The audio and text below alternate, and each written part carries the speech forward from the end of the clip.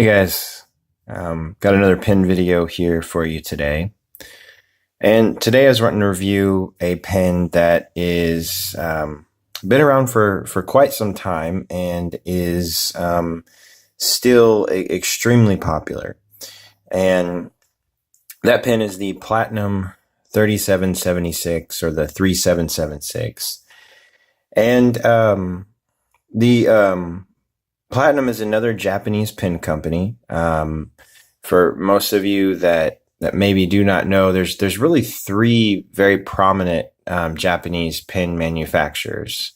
One is that just about everyone in their lifetime will probably use one of their pens is Pilot. The other is Sailor, and then there is this pen company you see in front of you, Platinum. There's obviously many other Japanese pen companies, but those are the three most prominent ones that you'll find or that you'll see reviews on. The 3776 was actually launched in 1978, so it's been a pen that's been on the market for quite some time, and it's really maintained a lot of popularity over the years. When it was first launched, in the first 6 months of production, it sold over 150,000 units. And again, it's maintained from that point forward. And one of the cool things that I like about the 3776 is they offer it in a wide range of materials. You can get, like this one that you see here, you can get some transparent materials. You can obviously get your normal black with gold and chrome style trim, but they even have celluloid materials. They have special edition materials that they launch, and some of the pens are very attractive. Some of the celluloid ones, I've seen them in some tortoise shell colors. One of the really popular ones is, I think, their koi color that is kind of a red and white celluloid. And again, I think that's something that's really neat about the pen. And one quick note is the 3776 is actually supposed to stand for the height of Mount Fuji in meters. So that's really kind of how the pen got its name.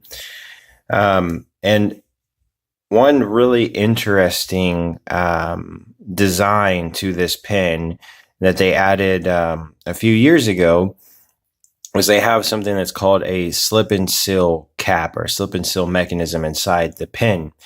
And one thing you'll notice when you look up at the top of the pen, this pen is transparent, so you can actually see a spring right there. And I'm going to undo the pen real quick and kind of give you guys an idea of how that works. So when you go to put the pen in and you start to screw it in, you'll see that the end of the section start to kind of hit that inner cap there. And as you tighten it down, you see that spring start to get tighter. And one of Platinum's really cool selling points, especially on these newer models, is that the slip and seal mechanism will actually keep the ink from drying out for up to 2 years.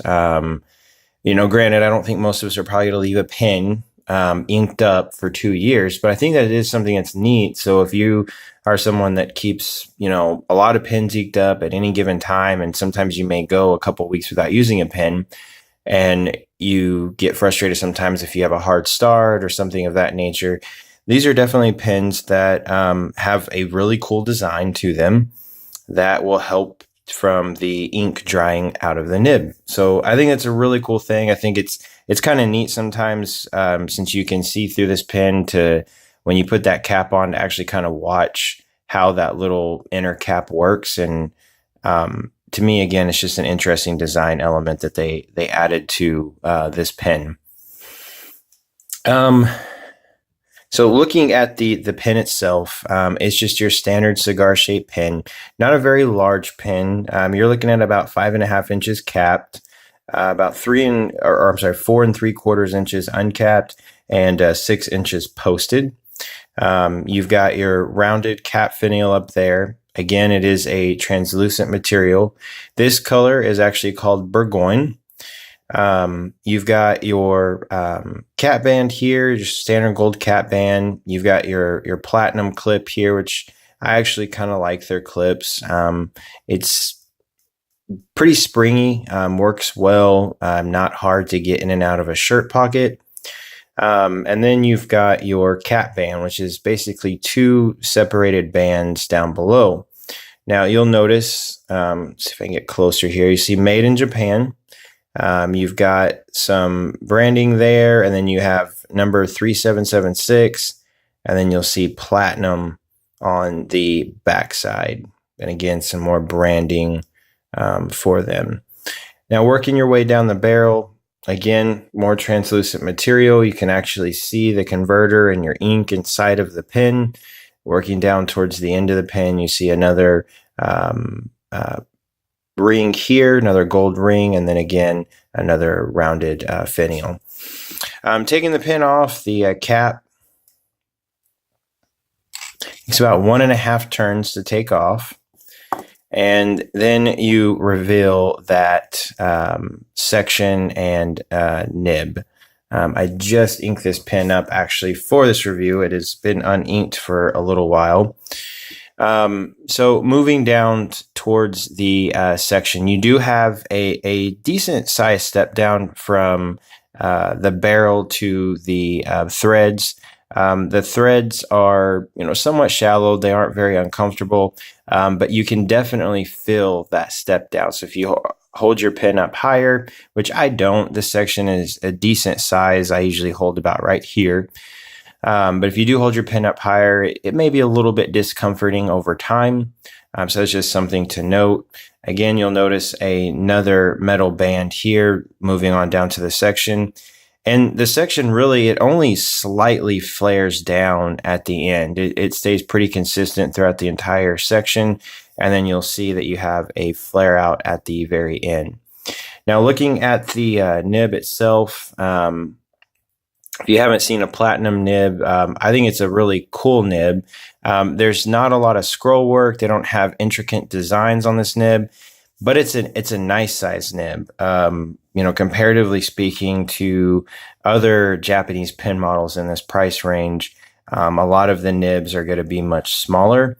This one, it's kind of the wings spread out, and then I think it's an attractive nib. And I think one other cool design is you've got that heart-shaped breather hole, which I think is kind of neat. You see their branding on there. You got number 3776, you got your platinum branding, 14K. This is a broad nib, and then of course 585 to tell you how much gold's in there. And then you've got your feed on the back side. It's your platinum feed. And again, this is a broad nib, so it's going to be a little bit fatter line, probably closer to a Western medium. And then we'll take off the barrel. You've got a metal piece here, so it's definitely not a pen that you're going to eye drop. And then you've got your standard platinum converter here. Converter works very nice. I like the platinum converters. You'll notice that this converter is very similar to a lot of the Delight fountain pens and things that you're seeing with their updated converters. And I have not actually tried to switch out those converters with any of these pens to see if you can. I probably won't, but just something to note that the converter is very similar. It is a proprietary converter. When I purchased this pen, it did not come with a converter. It just came with a cartridge. So that is something to note. Most of the pens, when you purchase them, you will have to purchase a converter separately. At that time, I did purchase 2 converters. I have, just in a few different reviews, I've heard that platinum converters can sometimes be a little bit finicky or break down easily.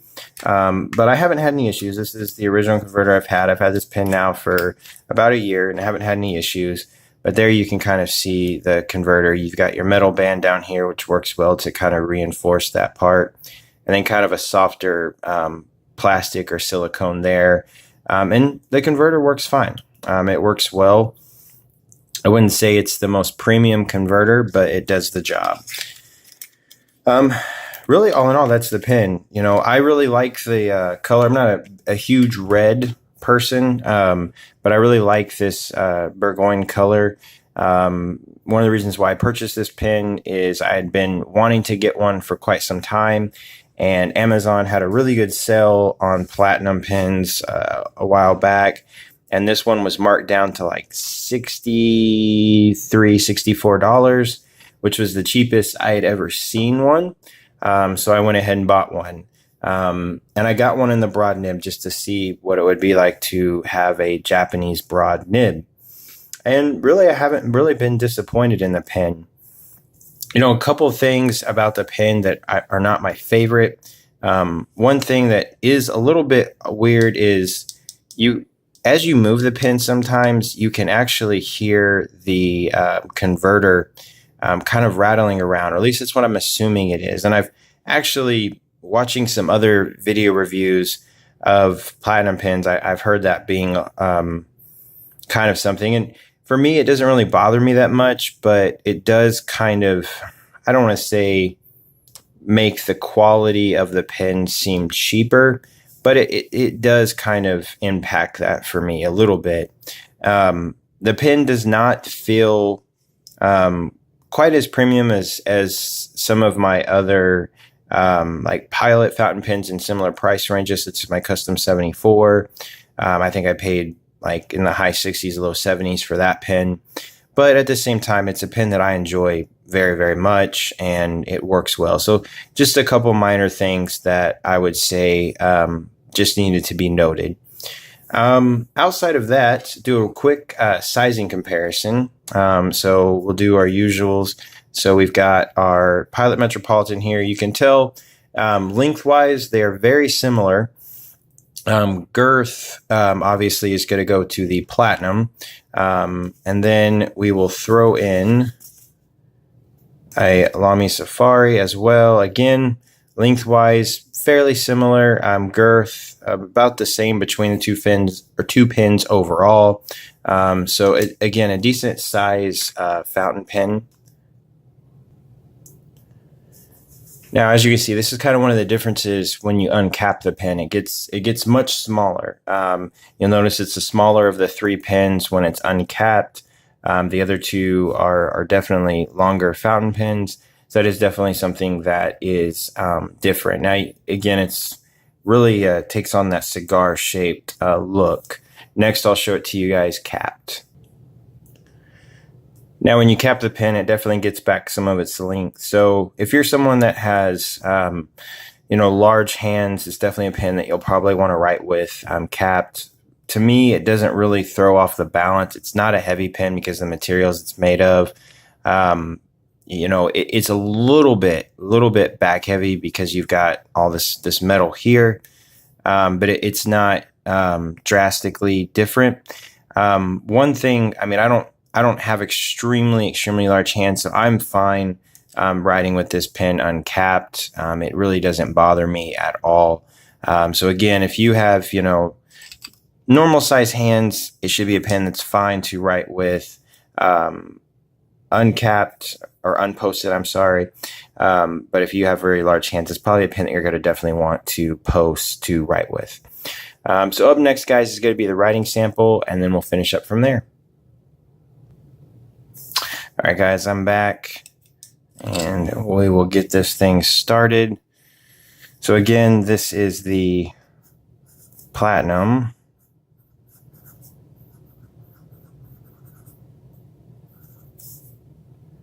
Number 3776. And this is a broad nib. And like I said, I enjoy writing with this nib. The nib works good. It writes well. The ink that I'm using, I was actually going to show the bottle of the ink. It is this Roshizuku Yamabudo. I really love this ink. It's one of my favorite inks. I've used it in some other reviews. But if you're looking for a nice kind of purplish ink or purple sheen, it's a really cool ink to use, especially in these Japanese pens. It works really, really well. This pen, I've actually used other ink brands in it. And and it's was a little bit finicky with some of the other inks. It's done well with a lot of the Iroshizuku inks. I don't own any platinum inks. At some point, I will probably purchase some to, for this pen. I actually want to get a couple more platinum pens anyways. So I'll probably purchase those inks when I do so. All right.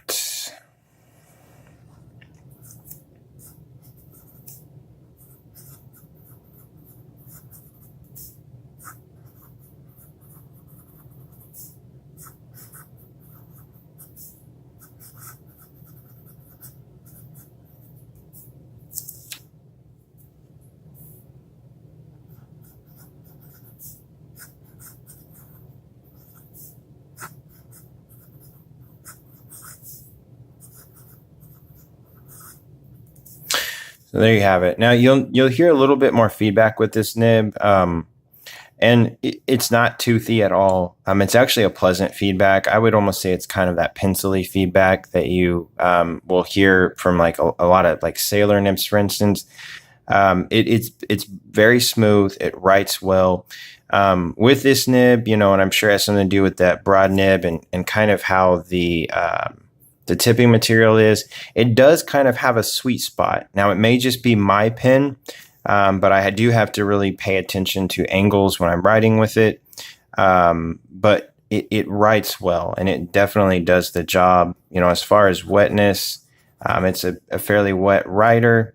It's not a pen. It's not a pen that you're going to get a lot of line variation with. It's a pretty, I wouldn't say it's nail-like, but it's pretty stiff. So it's not like a pilot nib that typically is going to give you some kind of flex to your writing. Now they do have soft nibs. I know they have a soft fine, which if I get another one of these pens, it will probably be the soft fine version as far as the nib goes. But again, a really nice writer. It's very consistent. I really enjoy writing with the pen. Really, that's it for the review, guys. Like I said, it's definitely a pen for $60 you cannot go wrong with. It is definitely worth buying or purchasing. It's a great pen. I would say even in the $100 price range, it's definitely a pen that is worth acquiring and owning. I hope you guys enjoyed the video. Let me know what you guys think. If you have some platinum 3776 pens, tell us what you like about them. What type of nib do you have? All of those type of things. Again, guys, I hope you guys have a wonderful day. Definitely give me a thumbs up, subscribe if you haven't already, and comment down below. Talk to you guys later. Bye-bye.